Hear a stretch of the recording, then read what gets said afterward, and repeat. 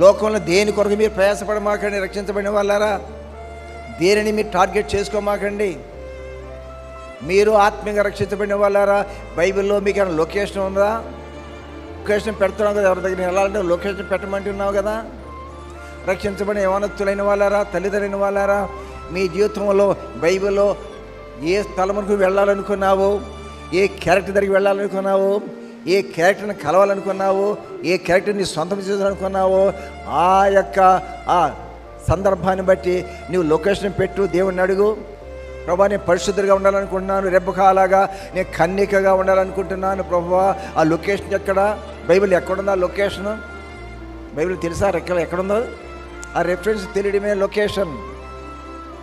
అదే లొకేషను. ఆ లొకేషన్ మనసులో పెట్టుకో. నేను కూడా ఎలా జీవించాలి, నేను కూడా ఎలా జీవించాలి, ఇలాగా పరిశుద్ధాన్ని కాపాడుకోవాలి.